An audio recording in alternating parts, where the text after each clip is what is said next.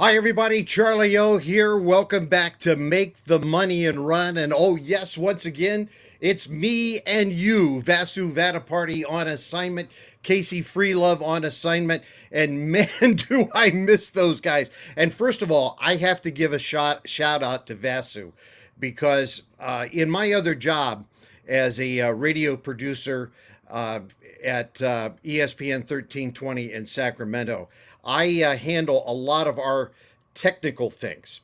So one of the things Vasu does for me in this particular situation is that he doesn't make me do the technical things for this show. He gives me a relief from that. So I'm used to just kind of running in here about a minute and a half before we go live, sitting down and getting ready to talk. And he does all these things. He does the banners at the bottom. He does the odds. He does all those things for us. Well, he's on assignment. So he's not here for me to do those things.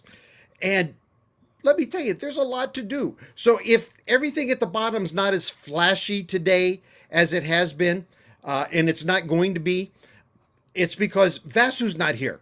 So if you want to use our Twitter account or our Facebook account or whatever to just kind of say, hey, Vasu, thanks for making everything look so nice, please do so. Because when I talk to him later today, I'm going to go, thank you, thank you, thank you, thank you. Because it's a lot of work. It really is.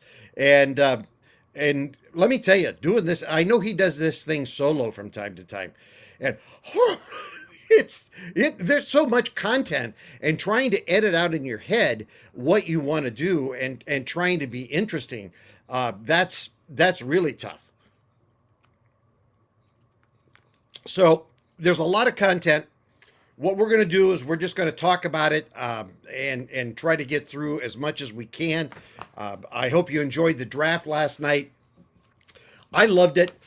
More than anything else, I loved it because when we got to the third pick, 75% of the mock drafts went poof. And that's great. Don't get me wrong. I love mock drafts. I read every one of them. I go through them.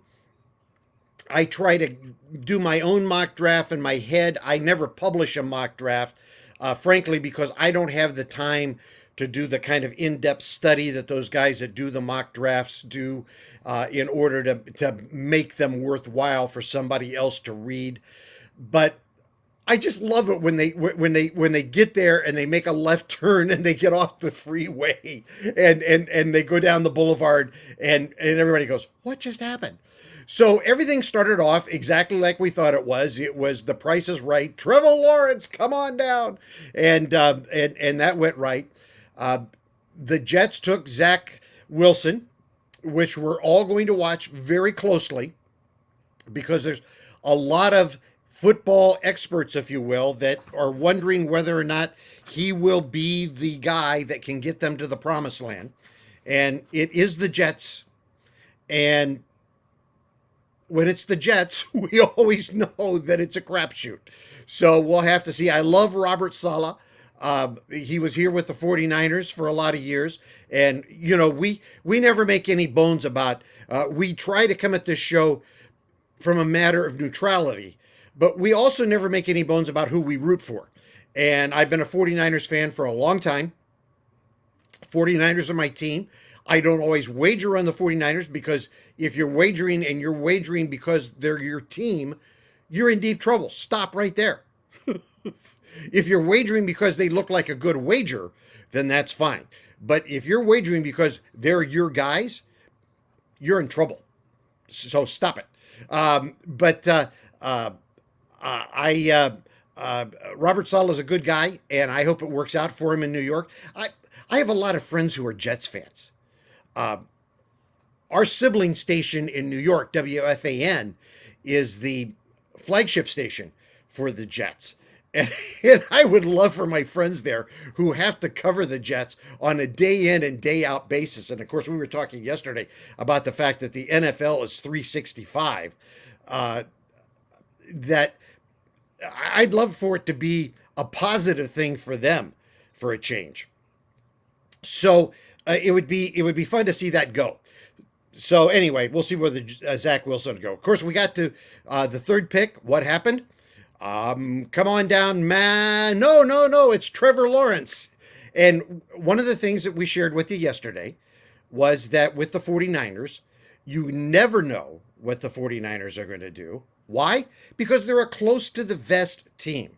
They just don't tell you what's going on. They don't leak. If you are a leaker inside the 49ers organization, you don't work in the 49ers organization. That's just the bottom line. You don't work in the 49ers organization if you're a leaker. And they didn't leak it. And so Trey Lance is the guy. Trey Lance is out there, and he's now going to be the heir apparent.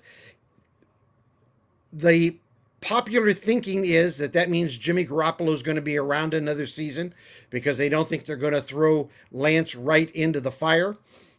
I don't know. Who knows? Again, it's the 49ers.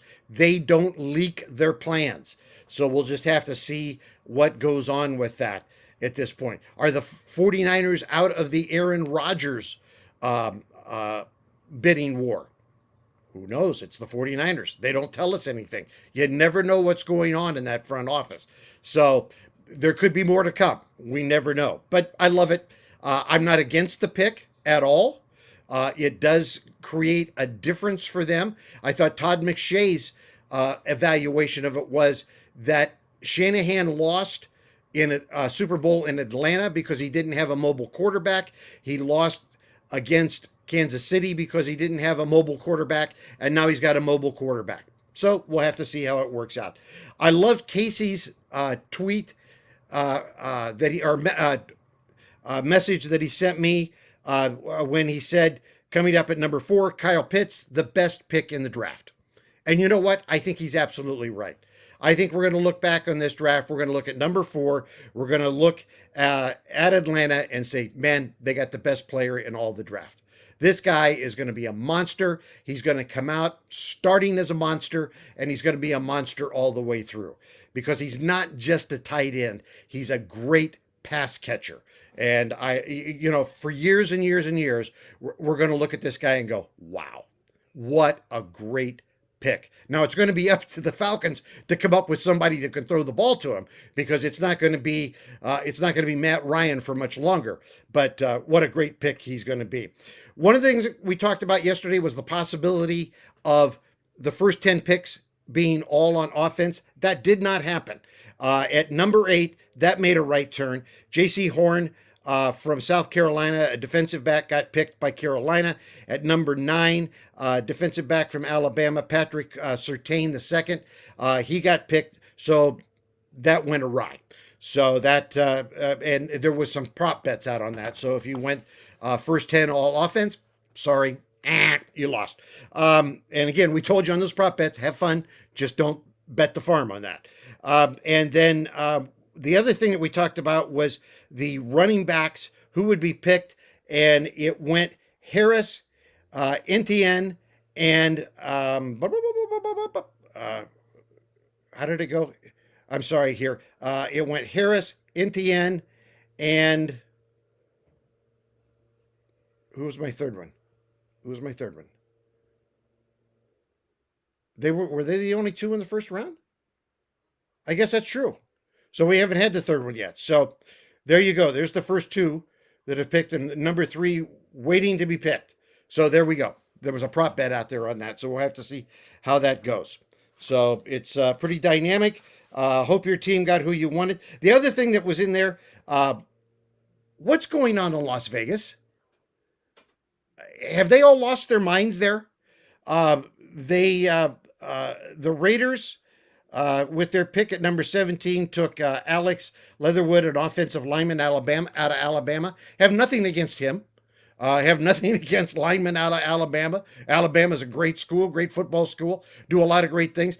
But everybody says that he could have been had in the second round, maybe even the third round. And the Raiders thing is always, well, we had our guy and we wanted to make sure we got him. What? Really? That organization is such a mess. I don't understand what Gruden's doing. I Mike Mayock, that organization is out of control. They are just out of control. I don't get them. I don't get them at all. One fascinating thing yesterday from the draft, and then we're going to bounce out of the draft, was the matchups yesterday. Reuniteds. Trevor Lawrence and Travis Etienne will be in Jacksonville together, coming out of Clemson. Joe Burrow and Jamar Chase are going to match up in Cincinnati. I think that's kind of cool. Tua Tagovailoa and Jalen Waddle will be together in Miami, and Jalen Hurts and Devonta Smith will be together in Philly. So those are kind of fun. I like to see. Oh, and Mac Jones and Damian Harris will be together in New England. So those are kind of fun little factoids that are there. And I've got one other thing that I wanted to mention, if I can find it. Well, I know what it is off the top of my head. The SEC yesterday, 12 picks in the first round. Now, Casey's always preaching to us about how strong the SEC is. And you know what? We give him a bad time, but he's absolutely right. The SEC is so strong. 12 picks in the first round. That is only exceeded by last year when they had 15 picks in the first round.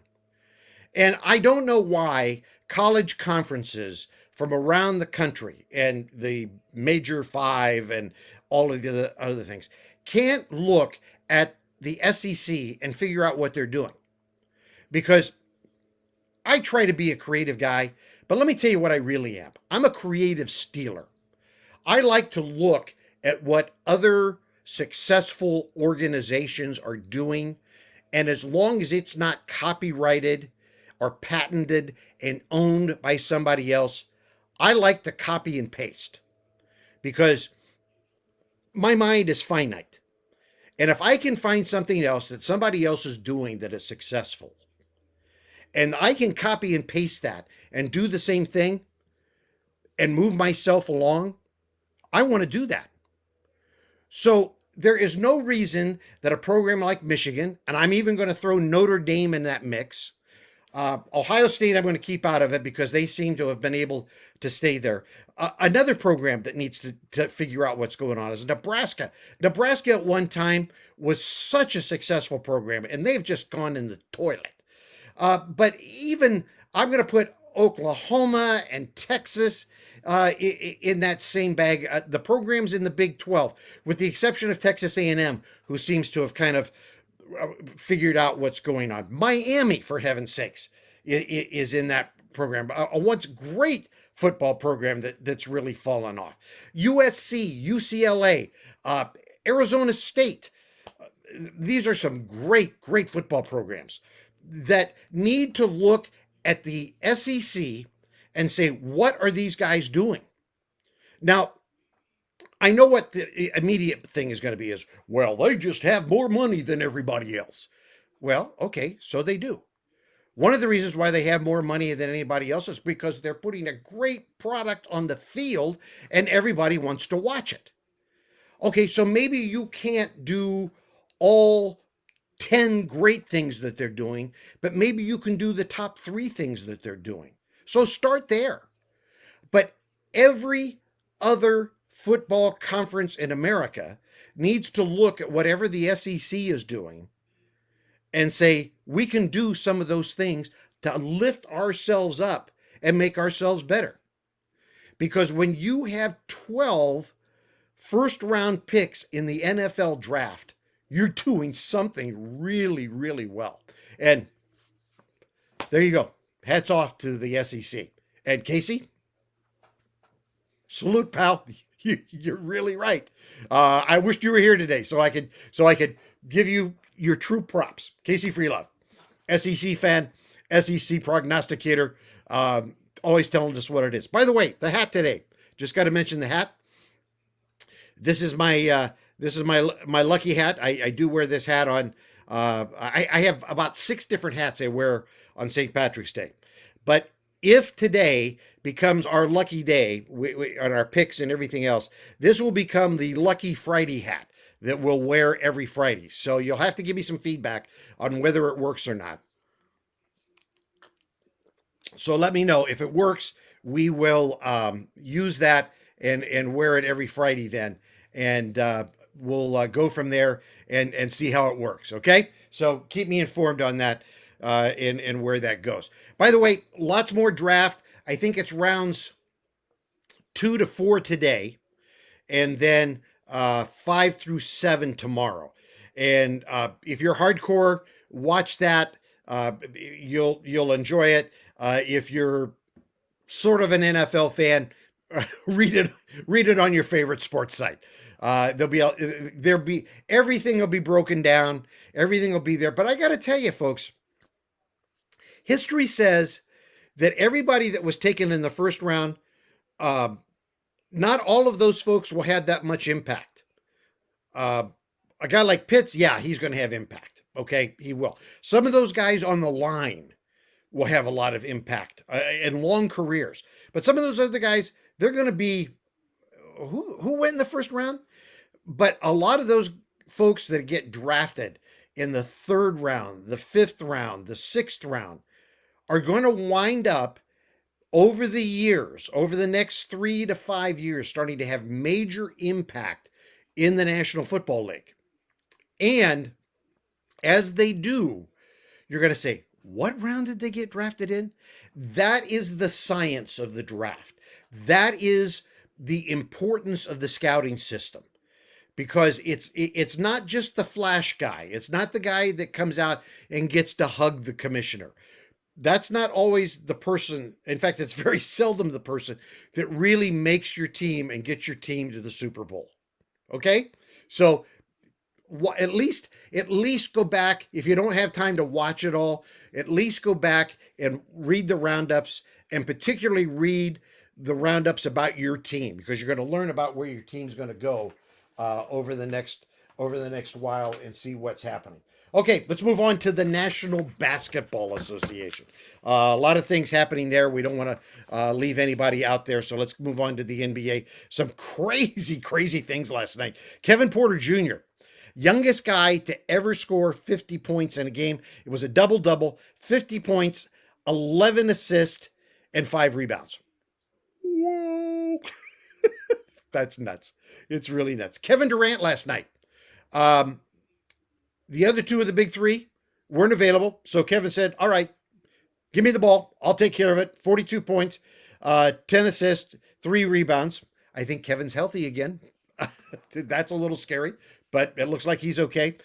Tim Hardaway Jr. Gosh, I love that guy. I really do. And we really don't think about him enough. He just kind of doesn't get the acknowledgement, because he's one of those I guess maybe blue collar guy that we like to talk about. I just got to jump over. Kristen Nee just made mention that Tom Brady was a 199 pick in the draft. Christine, you're absolutely right. That's an important fact to mention, that Tom was a 199 in the draft. That's an excellent point to remember on that. But Tim Hardaway Jr., really good night.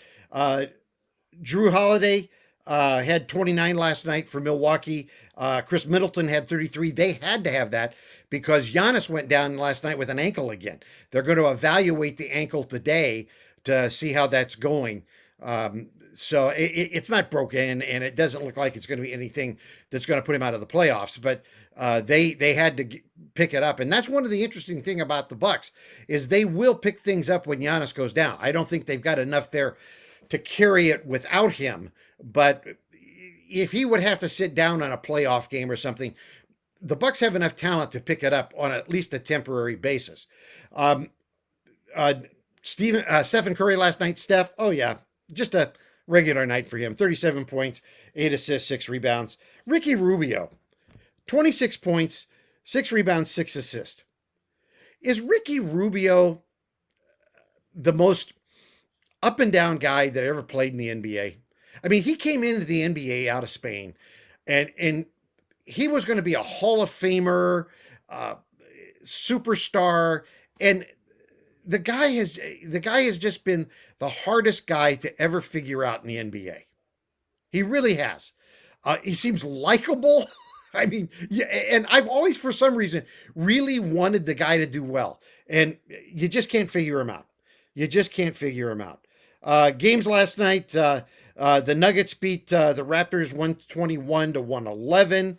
Uh, Ananobi had 25 in that one. The Joker had 11 rebounds. The Mavs, with Hardaway Jr. leading the way, beat the Pistons 115 to 105. Other games, Minnesota beat Golden State. What's up with the Timberwolves? The T-Wolves all of a sudden are like the toughest team in the NBA. It's crazy. Don't they know they're supposed to be tanking so they can get the number one pick? I don't know what's the matter with them. 126, 114, they won. Curry, as we mentioned, 37 points, and had Towns had 11 rebounds. The Pelicans beat Oklahoma City 109-95. Williamson, 27 points in that game. So there you go on that one. Just taking a quick look at the standings right now, we have not a whole lot of change going on. We do have some teams that have clinched into the playoffs. In the East, Brooklyn and Philadelphia are now clinched into the playoffs. Shocker. And then as we look down now at the play-in teams, Boston and Miami are tied for sixth. They are at 33 and 30. And you know that the Celtics do not want to be in that play-in. But I got to tell you, they're playing like a team that's going to wind up in the play-in. They've got to. I don't know what's going on there. They got to suck it up. You know, we were all a little surprised that they didn't do more at the trade deadline, and they're missing something there. We know they had some COVID, and there may be some carryover there, maybe some of that long-termer stuff going on. But that team's just not right. It's just, they're not playing like a Brad Stevens team. Something's just not right there. But they're in danger of going into the, having to go into the play-in. Right now, in the play-in, Charlotte, Indiana, and the Wizards. Charles Barkley told us, watch the Wizards, and now they're in there. They are 2 games up on Chicago in that situation. So Chicago's starting to fade a little bit, and then you've got Toronto, Cleveland, Orlando, and Detroit. Cleveland, Orlando, and Detroit are about to become elimination teams there. So that's getting into that situation. In the West, Utah and Phoenix have now clinched playoff spots. Again, no surprise there, especially because Utah has the best record in all of the NBA. Right now, the play-in teams are Portland, Memphis, San Antonio, and Golden State. New Orleans is now 3 games out of the play-in. They're fading a little, although Golden State's lost 2 in a row.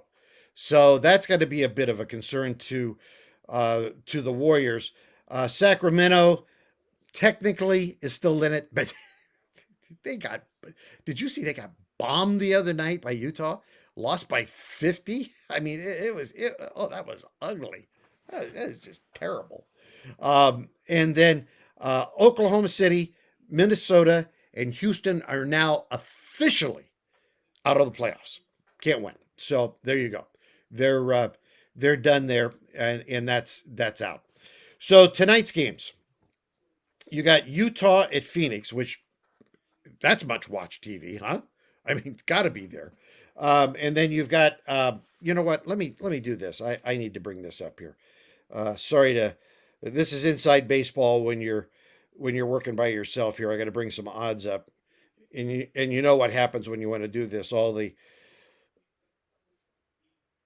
of the protections for your phone that want to make everything go to sleep makes the phones go to sleep. So here we go. So let's go through this tonight with the odds. We mentioned the Jazz and the Suns. Phoenix is the favorite there, -4.5. Other games tonight, the Hawks are at the 76ers. The Philly is a favorite there, -9.5. The Spurs are at the Celtics. That's an important game for both teams because the Spurs need to try to move up a little bit in that play-in situation. Boston, the favorite there, -4.5. Boy, you might want to, if you're interested in that game, you might want to sit down and take a serious look at the Spurs on that one because the Celtics have been so up and down, if you will. Wizards at Cavaliers. The Wizards, that's an important game there. Washington is favored -6.5. The Trailblazers are at the Nets. Interestingly enough, Portland is the favorite there, -2.5. I think the thinking is since Durant played last night, he might not play tonight, and I think all big three will probably be out of that game. Check the injury list, check the availability list before you make any moves on any wagers there. Magic are at the Grizzlies. Memphis, the favorite there, -12.5. The Bucks are at the Bulls. Milwaukee's the favorite, -1. Check on Giannis, see what's the situation there.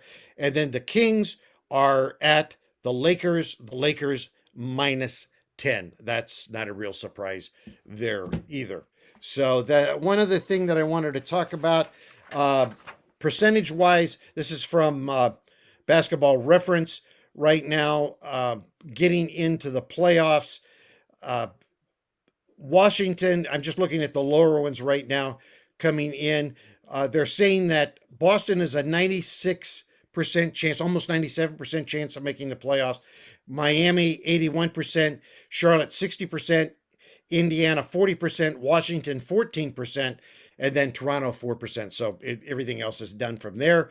Looking over in the West, Portland, a 74% chance. Memphis, 69%. Golden State, just a 33% chance. If you're a Warriors fan, that doesn't make you happy.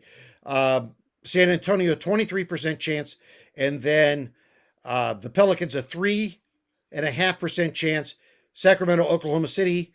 Well, okay, Oklahoma City, Minnesota, Houston are eliminated. And Sacramento, they're saying you have that much chance of making the playoffs. All right, let's move on to baseball. By the way, you're watching Make the Money and Run. I am Charlie O. I normally am here with Vasu Vaddiparty and Casey Freelove, both those guys on assignment. It's much more interesting when they are here with me. But I'm glad you're here with me today. Thanks for indulging me. I wish we could have a two-way conversation because it would be a whole lot more fun. But I am just pretending that we are here together. Well, no, I'm not pretending because I know you're out there. I can see that you're watching. So thank you for being here. I really enjoy that, and we're just chatting about things. This is all about sports, and then we approach it from a wagering point of view, and we are learning together about wagering. Again, what we want you to do is we want you to have fun with wagering. This is not about making you super rich. This is about wagering and having fun and making some money. And so that's what it's about. We do research. We learn together. We try to answer questions, and it's about having fun. So that's what we're trying to do here together. And as Casey would say, it's also about us getting it legalized in California. Yeah, lots of luck to us. Okay, baseball. Baseball yesterday. Some crazy things happening yesterday. Trey Mancini for the Orioles went 3 for 4, had a home run, 2 RBIs, and scored a run. Way to go, Trey. And by the way, Baltimore playing much better than we anticipated. Huh? That's kind of crazy.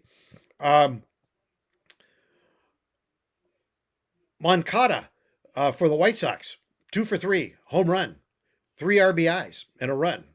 And I'm just going to mention this all together because they go together. Madrigal for the White Sox, 3 for 3, 1 RBI, 2 runs. And then Vaughn, oh yeah, White Sox, 3 for 4, 2 runs.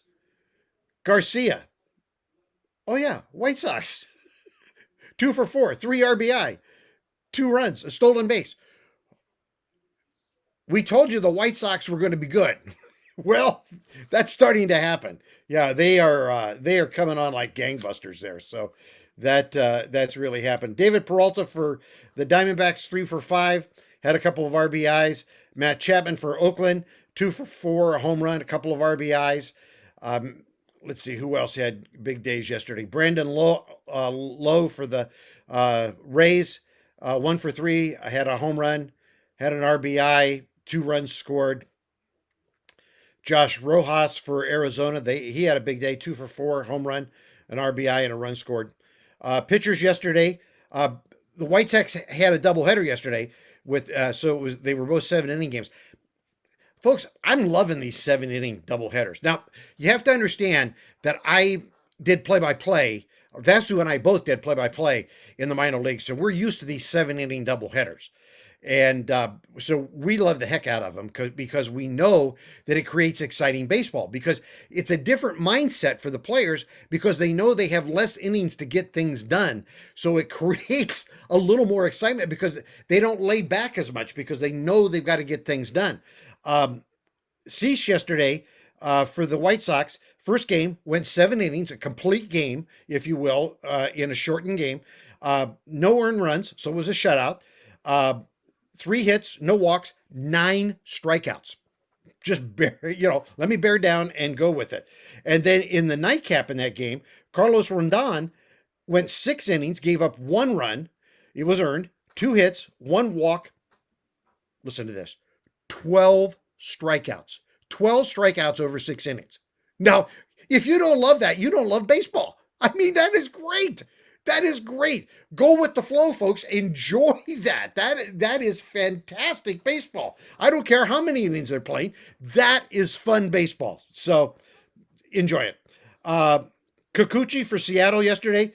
He pitched 7 innings of scoreless ball, 1 hit, 2 walks, 7 strikeouts. Trevor Bauer. Oh, get ready, folks. Trevor's starting to get used to being in Southern California.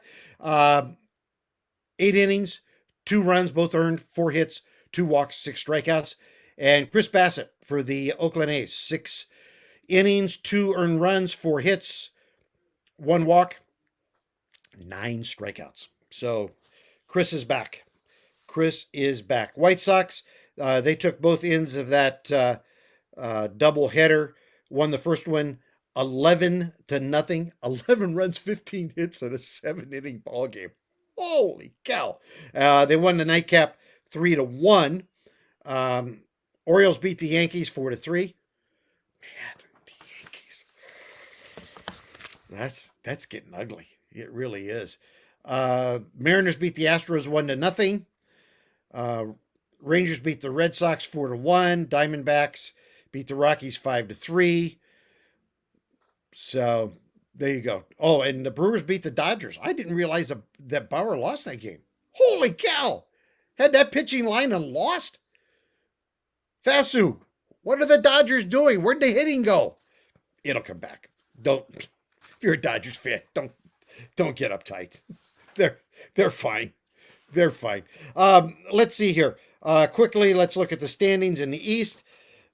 Boston's still on top by 3 games. Finally, they have another team at 500. The Rays are at 13-13. Everybody else in that division is still under 500. In the Central, Chicago's at 14-10. They're still 2.5 up over Cleveland. Everybody else with a losing record there. In the West, Oakland at 16-10. Seattle at 14-12. The Angels at 12-11. Houston at 13-12, and then Texas at 11-15. So the West, we talked about early on in the before the season started, we thought the AL West would be competitive. By golly, we got that one right, guys. National League, we've got in the East a tie atop Atlanta and Philadelphia. They're both at 12-13. They're getting better. That's going to be the race, I think. The Mets, I think they're going to get things together. I think it's going to be a 3-way race there, and I think they're going to beat up on each other. So I don't think it's going to be great records. So unfortunately, if you're a fan of one of those 3 teams, I think only one team is going to come out of the Eastern Division.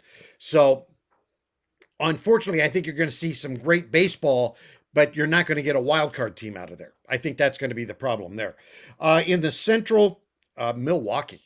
Wow, the Brew Crew playing great baseball. Great baseball. So that's going on. St. Louis picking it up a little bit. They're at 13 and 12. Pittsburgh. Wow, they're at 500. Uh, Now, normally you would go 500. It's Pittsburgh. They're playing 500. Pirates fans. That's great. Keep your fingers crossed. What was it? I think 58 or 59 was the projected preseason total of wins. You got to be pretty happy right now. That's super. Cincinnati's really fallen off. They're at 11-13. Chicago, Cubbies at 11-14. Don't know. Don't know. That, we said before the season started, that could be a trade deadline see ya deal. Don't know yet. Keep going the way they're going. That's what's going to happen. And out west, the NL West. Yep, that's another one to watch because who's on top? Not the Dodgers.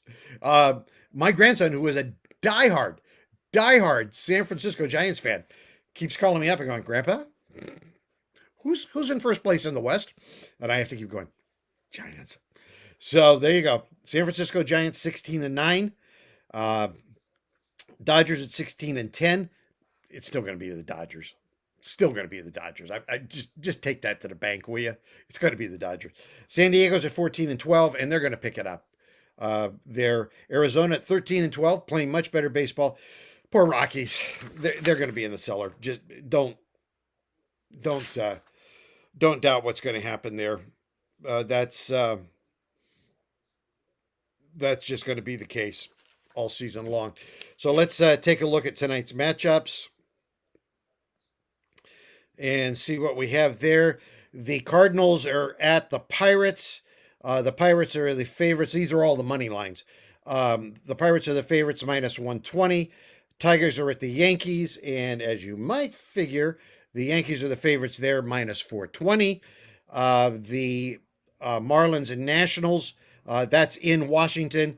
And Miami, the favorite minus 130. I'm so happy for the Marlins. I want baseball to work in baseball should work in Miami. It really should. And I'm just hopeful that they'll pull that together. Mets are at the Phillies. The Mets are the favorites minus 157 there. The Cubs are at the Reds. The Reds are the favorites minus 125. The Astros are at the Rays, and the Astros are the favorites minus 125. Braves at the Blue Jays. Toronto minus 130. Red Sox at the Rangers, and as you might guess, Red Sox minus 140. Royals at the Twins. This is interesting. Twins minus 145 on that one. If you like underdogs, you might want to do a little research on that game. Dodgers at the Brewers. Now, there's a must watch. There's a must watch. We're carrying that game on the radio tomorrow. Their game in their night game tomorrow. Milwaukee, the favorite, minus 111. Orioles at the Athletics. Oakland, the favorite there, minus 130. The Rocky, and you might want to look at that game. That might be an underplay. That's a night game. Not a lot of runs scored at night at Oakland. Rockies at the Diamondbacks. Arizona, minus 121. Angels at the Mariners. The Angels, minus 153. And finally, the Giants are at the Padres, and the Padres are the favorites, minus 195. So let's get back here, and I'm going to give you my picks for the day. Whoop, no, I don't want to create a banner. Hang on a second here. Yeah. Okay, there we go. And there are my picks. Thank you very much. And so there are my picks for today. I have 4. I'm going to start off in the National Basketball Association. And we're going to start off with Sacramento at the LA Lakers at Staples. And I got in early today. So I got the Lakers at minus 8. And I feel very comfortable with that because Sacramento, they're a mess. I really like Luke Walton. I cover this team. I like Luke as a person. I think Luke's a pretty good coach. I really do. I think he got a bad situation in L.A. When LeBron came in, and this is nothing against LeBron. Really, I'm not a LeBron hater. I think he was there, and LeBron came in, and when LeBron came in, it became LeBron's team. And if I owned the Lakers, if I was Jeannie Buss, and LeBron said he wanted to come in, I would say, LeBron, you're now the decision maker for basketball operations. Tell me what you want. Because I would want to win a championship. I'm paying a lot of money. LeBron's the superstar in the league at this point. What do you want? And he called the shots, and it didn't fit Luke. So Luke was gone. So they brought Luke to Sacramento. Luke got involved in a stinker of a situation here with basketball operations administration that was a mess. And he is now the victim of that. Things are going to get better in Sacramento, and Luke isn't going to be here because somebody's got to get blamed for this mess. They aren't going to fire the team, so they're going to fire Luke. And I feel really bad for that because he's a good guy and he's a good coach. And I don't know if he's ever going to get another head coaching job. I really don't, because when you fail twice in the NBA, it's really tough to get that third opportunity. I can see him going back to Golden State and being the number one assistant there because that was a great matchup. That was a great synergy there. He's a good guy. Doesn't deserve it. But that's a good bet tonight. Lakers. It's Lakers minus 10 now. I'd still take that. If it goes any higher than that, stay away from it. But Lakers minus 10 still a good deal. I went to the money line on the Portland Brooklyn game. It's not a great value game, but when you have the big three out, money line minus 145, you're gonna make some money on that game. Going over to baseball, Mets minus 150. You know what? That's not right. That didn't. Hey, let me double check this here. I apologize for that, but that should be Mets. Just a minute. Nope, that's right. Yep, Mets minus 150 in that game tonight. So I'm gonna take them on the money line there. I like that. And then my underdog play of the day.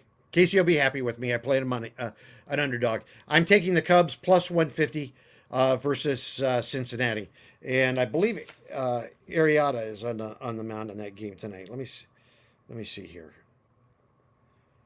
Everything's starting to yeah. Jake Arrieta is on the line on the mound tonight versus Wade Miley in that game. So that was part of the reason I like that pick. So I think that'll be good there. Although that game is in Cincinnati, so if you're thinking about playing a total, keep that in mind. It's in the bandbox. So there you go. So there are my plays. Wow. I've talked for almost 45 minutes, and you guys stayed with me. Thank you. Bless your hearts. I can't believe you did that. You're so kind.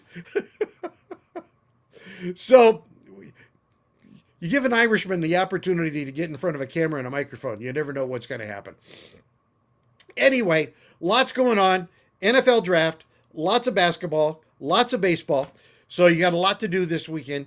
Have some fun. Don't wager what you don't have. If you're going to wager, do some research. Remember that first thoughts, first impressions. Think about that because you have those for a reason, but also do your research. And then most importantly, good luck. For Vasu Vaddiparty, who's on assignment, for Casey Freelove, who's on assignment, I'm Charlie O.